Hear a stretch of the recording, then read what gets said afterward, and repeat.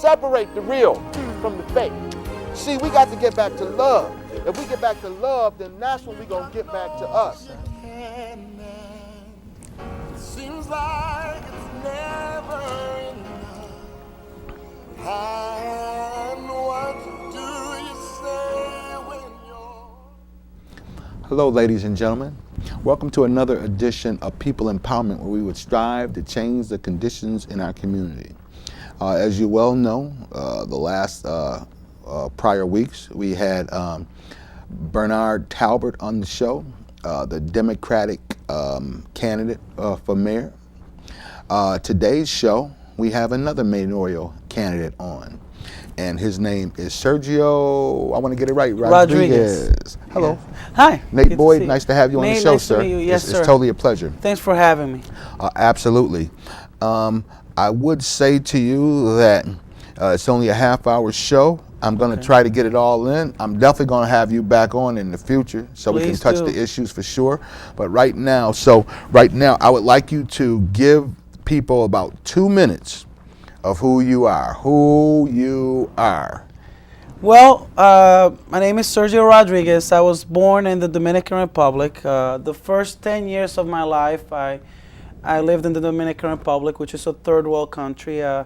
My parents didn't have much of an education. They both got to 8th grade. And then when I was age of 10, my parents immigrated to the United States. My dad worked as a taxi driver. My mother worked at a factory for many years. At the age of 18, I joined the Marine Corps. I earned my citizenship there. I served 5 years active duty in the Marines. And I came to Buffalo. I started getting involved immediately in the community, serving different nonprofit organizations. I also ultimately achieved a master's degree in leadership from Medaille College. And I've been involved in politics over the past few years to learn the process. And ultimately, I looked around our city and I see many of the issues that we're facing, and I decided to run because I feel like I can do something about it. Okay, that's great, and that was brief. I appreciate that because we really got to get to some hot topics. Number one, you are the Republican candidate. Correct. You know well enough that this is a Democratic city. It is, yes, by a ratio of heavily 8-1. Democratic, yeah, 8-1. But I would have you know, I would pose to you this fact, that this year, 2013 to 2014, the people of Buffalo, the citizens of Buffalo, have decided that we are not going to stick to a party. Just like we're not gonna stick to racism as far as we only gonna vote for people because they're black like us, because they look like us, or they're white like us, they look like us, or Spanish. But we want to elect someone on the issues and someone who cares about all the people in the city. So with me saying that, briefly explain to us why it is you want to become mayor. Well, what I look at is, I look at an administration that is completely out of touch with the realities that residents living in the city are having to deal with every single day. So there's no sense of urgency. There's a lot of complacency in the administration. That's true. They're pretending as though crime is not an issue. You hear the mayor talk about crime is down. And I say, listen, maybe dog napping is down, but people shooting each other and killing each other, that's up. Yeah, in my neighborhood, it's up. Yes, it's up. And in fact, last year, homicides went up 40%. Shootings the previous year went up 70%. And so Do you have the statistics on that? Yes. We have Documentary statistics? Documented. If you look in January of this year, the Buffalo News published a report that highlighted the fact that homicides went up 40%. So these are real statistics. Now, the mayor likes to talk about overall crime, so like maybe windows being broken into and everything, and that's how he gets away with saying crime is down. But shootings and homicides are up. So people's lives are at risk. This is what's happening. And so I look at an administration that just doesn't understand, is not in touch with the realities in the city of Buffalo and the residents. I am by nature, I walk around with a sense of urgency. I've always been a person that's about doing stuff. I did that in the Marine Corps. I do that in the community, serving different nonprofit organizations. I did it while I served as deputy director of the Erie County Veterans Agency. I did it while I worked as an administrator at Medaille College. And this has been part of what I always do. So in terms of crime, the mayor doesn't have a good handle on what's happening. In terms of the education system, I mean, what he likes to do is say, listen, this is the school board's problem. I simply collect the money from the taxpayers, turn it over to the school board, and let them deal with it. Well, I don't think that's what people expect from an administration with leadership and vision. If you look at other mayors in New York City and the city of Yonkers, they sought mayoral control. They had enough. Mayor Bloomberg in 2002 sought mayoral control. He noticed that a 48% graduation rate in New York City was unsustainable. And since he took control in 2002, there's been a 19% increase in graduations. Yonkers seen a 10.4% increase in graduations since they took control over their system. So when you become the mayor, if you become the mayor, that's one of the issues you're going to directly address. And you absolutely believe that it should be under mayoral control because of an insufficient job that the Board of Education and our school system has done for our kids with over $1 billion average a year. Every single year. It's ridiculous. It's $1 billion It's ridiculous. budget. And it's shameful that all we can do is graduate 47% of our kids. And when you're talking about minorities, Hispanic males and African American males, we only graduate 1 in 4. 1 in 4. 25%, yeah. 25%. So that means 3 out of 4 kids that are African American and Hispanic in the city of Buffalo, males, are not getting a high school degree. Now, what future do we have as a community? You hear that, Buffalo? You hear that? You hear that?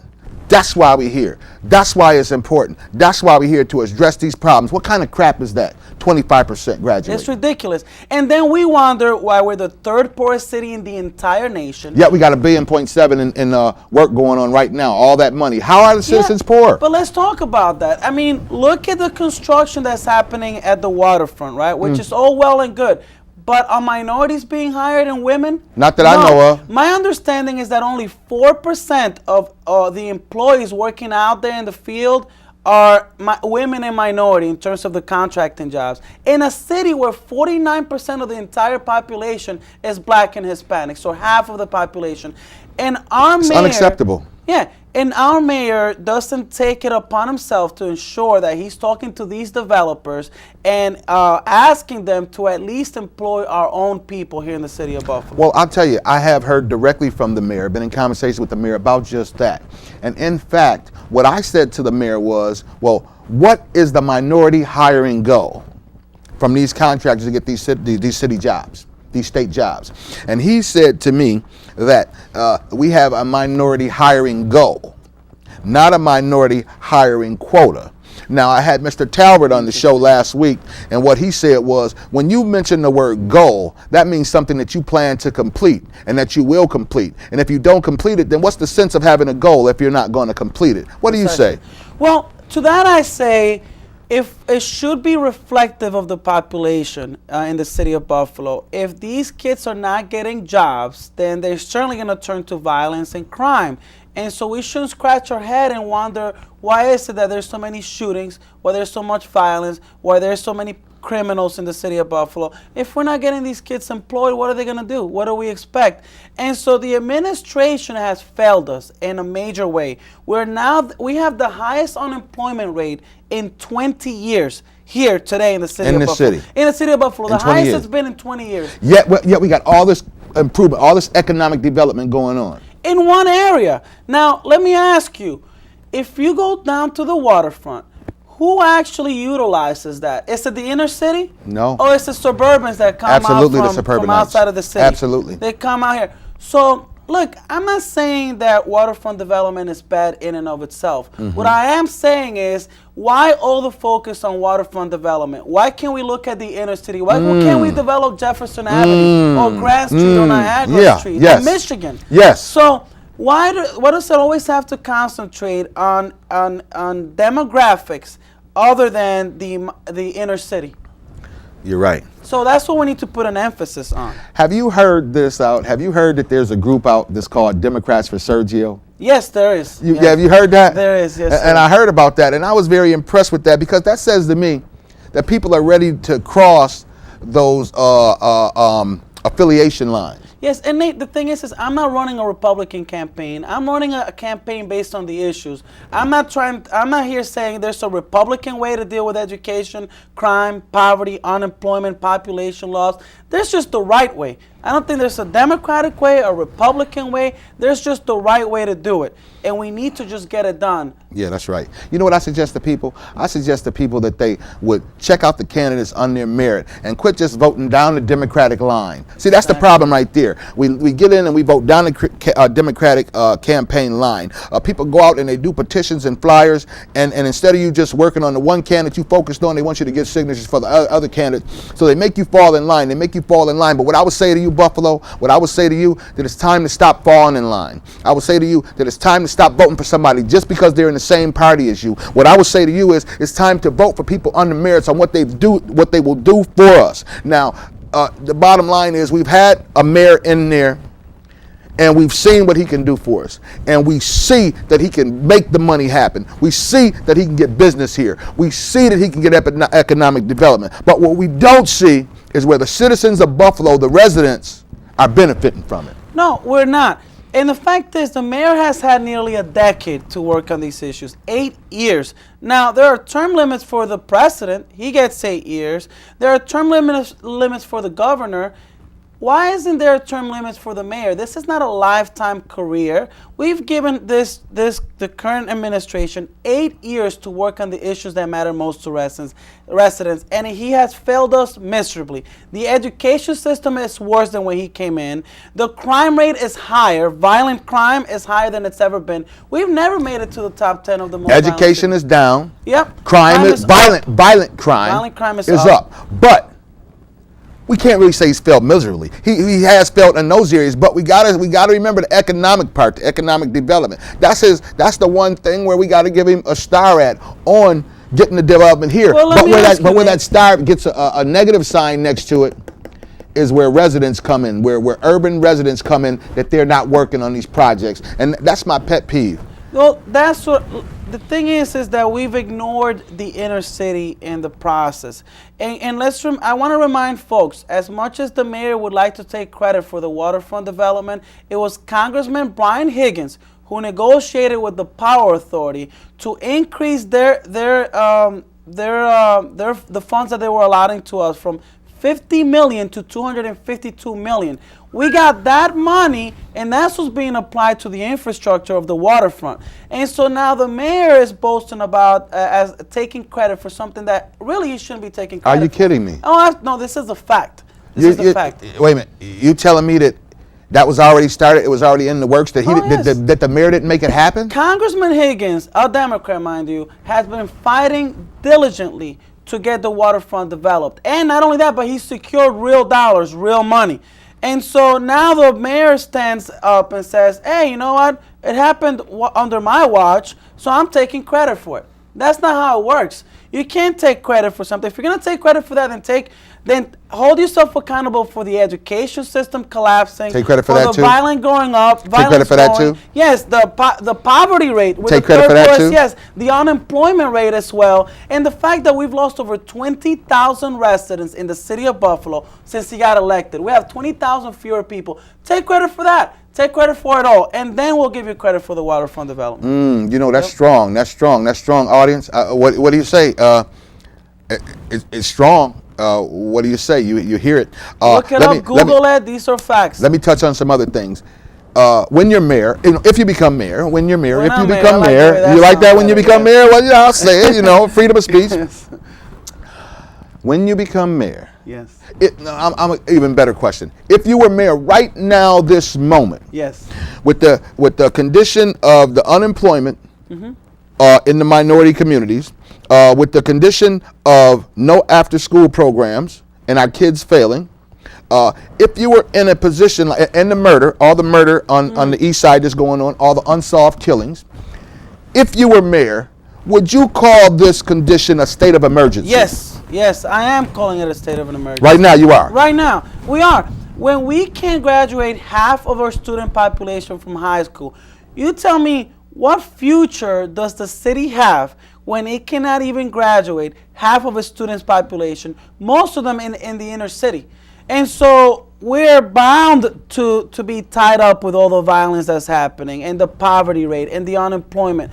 Because if kids can't even get a high school degree, for crying out loud, what future do they have? I mean, surely, look, my parents made it. Somehow they made it. And they didn't have a high school degree. But we're living in different times right now. The times of today demand that you have at least a high school degree. That's right. And so we're setting them up for failure. Yes. And what we're doing is we're creating a direct-to-jail pipeline. Oh my God, you're taking the words out of my mouth. Talk about it. Talk about it. Talk about it. Look at the From school to jail, direct pipeline. Exactly. Look at the proportion of minorities in the jail system as opposed to the Caucasian.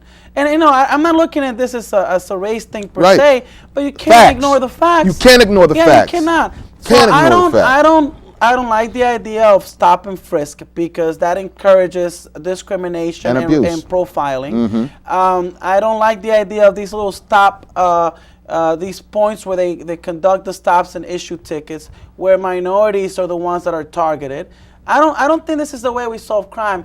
And I think it's a silly idea to invest so much resources on putting cameras on electric poles to move crime from one corner to another corner. Why not put these cameras on the police cars, mount them on there to preserve the integrity of the police officers and the victims as well. So now you're keeping police officers honest and you're keeping the citizens honest. And it reduces the cost of litigation because you can use that as evidence.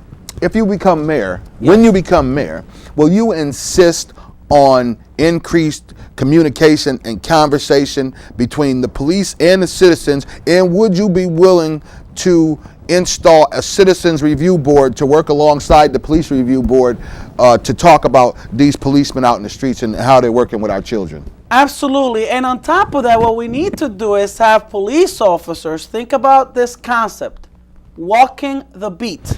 They need to go out into the community. Like in the old days. Yeah, like in the old days. That makes a big difference. It breaks down the barrier that exists currently with the youth that look at police officers. They look at them as the bad guys. And then police officers, sometimes whether intentionally or unintentionally, I'm not saying that this is what they're doing deliberately. Maybe some of them do. But they're criminalizing the youth without even giving them a fair shot. Many times what happens, this is the current scenario. Somebody gets shot, the police officers come, they ask questions, they ask a young man questions to put their uncle or father in jail, and they wonder why they don't cooperate. They only come around when it's time to put one of the family members in jail. Why not create that bond, that relationship prior to something happening? Idea. Yeah, they need to walk the beat. Great idea. I'm Officer Smith. Hi, I'm here. I'm working the area. If you need anything, I'm here at your service. Great idea. So we need to have a service-centric approach to policing. I agree with it. Yes. Again, if you were mayor right now, and we have a state emergency going on in the city, like, and we got to compare this to if there was a medical emergency in the city. If there was a medical emergency in the city and it was killing people, they would stop at no expense. They would bear no expense to take care of it, to address the issue, and to resolve it. If you were mayor right now, considering the fact that we have $11 million surplus that the mayor has talked about, and I'm proud of that, he brought us out of that, a $35 million rainy day fund that he talks about, because I remember when it was $5 million, now it's $35 million. Rainy day fund. And he's talked about it, and I'm talking about using that money because I say to you, it's raining in my neighborhood right now. It's raining in my community right now. It's raining in Buffalo right now. If you were the mayor right now, would you take funds out of that and start job training programs immediately? Start making sure that minorities were hired through use of that money to make sure that consultants were found and that minorities were hired? Would you take that money and open up the after-school programs right now and make sure they stayed open until 9 o'clock? Would you open up the community centers back to the kids and staff them correctly? These community centers, the hours need to be extended. So when these kids are leaving school, they have a safe haven where they can use a computer, where they can study, where they can be at peace, where they can learn in the community. Because sometimes many of the kids, going back home isn't the most ideal place when sometimes the parents themselves are doing a lot of the harm. So if we have a community center where they can go and they can study and they can do their work, absolutely, we shouldn't be closing that early. Just like we shouldn't be closing MLK Splash Pad, the Splash Pad Park at 7 o'clock. We stopped that. At 7 o'clock? Yes, and then the light feature that we spent hundreds of thousands of dollars on is not even being used because the mayor decides that at 7 o'clock we cut that off, which is ridiculous. Well, then how can you see it? The lights. Precisely. Ask Sam Herbert. Sam Herbert, who's the chairman of the Coalition to Save Martin Luther King Park, will tell you about that. And so what we're doing is a lot of irresponsible things. And look, we don't need to reinvent the wheel. The fact is that we have a place called the Outsource Center right here on Jefferson Avenue. I'm sorry, North Fillmore and Northland. On North Fillmore, that actually trains minorities in the construction field so that they can get jobs there. And the mayor has done absolutely nothing to provide support to an organization that's doing so much to help get our youth and minorities here in the city of Buffalo trained to work these type of jobs. And so it's shameful that you have an organization that's doing a great good in the community and we provide absolutely no resources to that center. So that's what we need to do. We need to start investing in organizations like the Outsource Center that are getting people trained to go out there and work. You're absolutely correct. And then put pressure on the developers to ensure that they're hiring. That's it. These That's individuals. it. That makes sense. Yes. Guys, remember out there, everybody, you got to go to the website. You got to go to the website and check out these shows. You got to go to the website and check out these shows.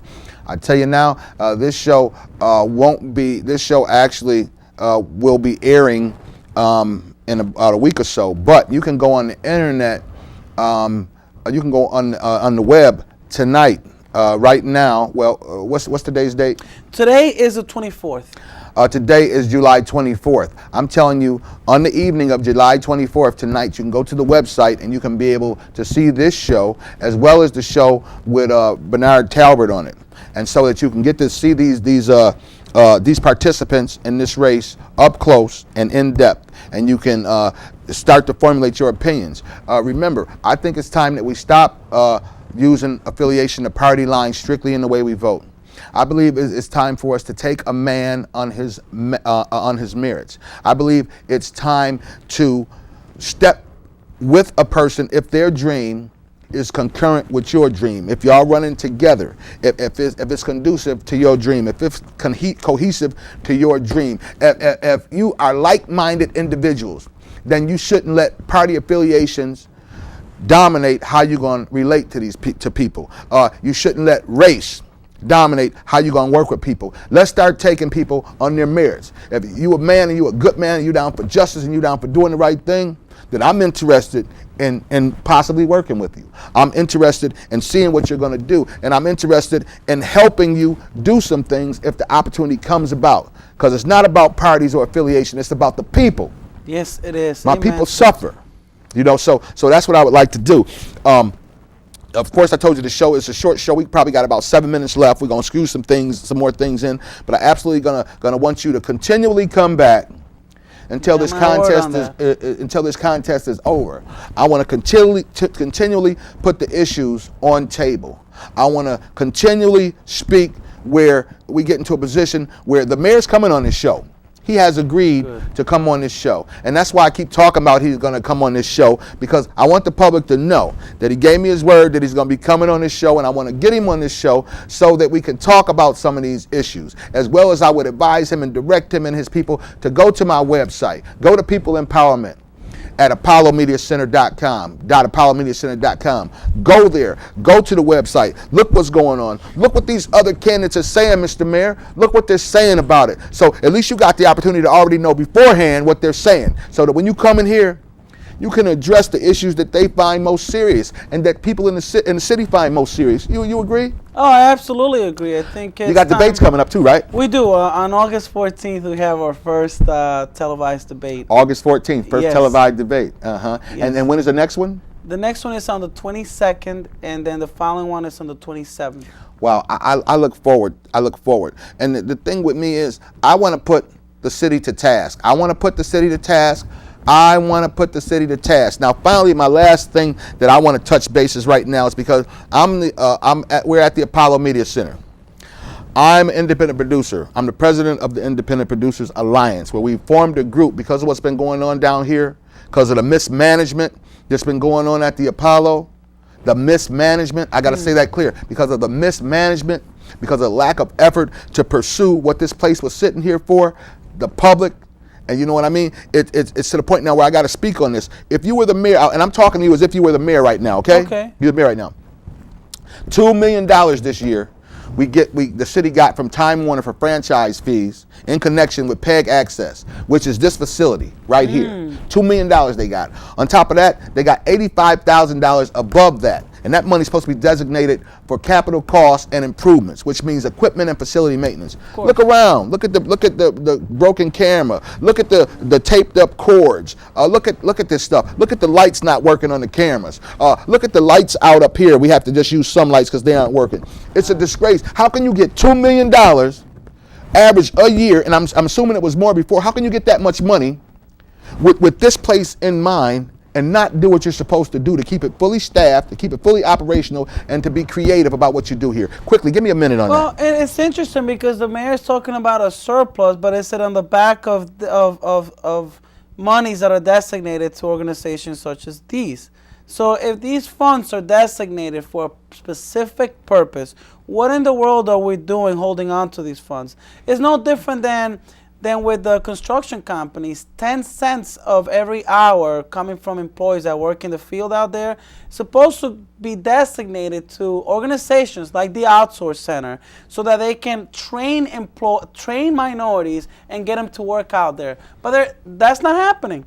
That money is not being used for that purpose. So we are not standing up for what is right, for what we know is right. So if we have funds that are designated for a particular purpose, then they need to go to that particular purpose, and we don't need to hold on to them. We need to release them. As soon as we get them, here's your money. Well, let me ask you this. We got 2 minutes left. Those funds I'm talking about are designated for public access. Years ago, they decided to start taking that money and commingling it with the general fund, which I don't know if that's legal or not, even though the lawyers say it's legal. But the bottom line is, I'm saying, if that money is designated for a certain purpose, like you said, shouldn't it be put aside, taken out of the account, put it aside so we don't have to keep going back and begging them to fix this like this, to fix stuff like this? It's ridiculous. It should be immediately released to the center. They should not hold on to it. It should be set in a separate account to be used specifically for its purpose. What they want to do is they want to take organizations like the Apollo Center, Apollo Media Center, and they want to basically remind them who they have to report to by holding on to the money. So here you guys are begging for money, and if you say the wrong thing or talk about a topic that maybe the mayor doesn't agree with, then hey, maybe those funds won't arrive, or maybe they'll arrive a little bit later than you anticipated, and maybe you'll have these broken equipments and nothing gets done. So what they're doing is that they're instilling a culture of fear all throughout the city. Yes, they are. I hate to cut you off, Sergio Rodriguez, candidate for mayor, possibly the next mayor, but time is running out. But I'm telling you, this is why we're here, because we're about the business of the people, the voice of the people. I'm here to speak truth to power. I'm here to speak truth to power. I'm here to speak truth to power, and I'm here to put the truth on blast. Okay? So we're going to continue doing this. We're going to continue having these conversations. So I want you to pay attention. Listen, Nate Boyd, and I'm telling you, this is important. Remember this, my motto. Pay attention, Sergio. They got to pay attention. Pay attention. Pay attention. That's it. That's what we got to do in our community. We got to pay attention to what's going on. That is.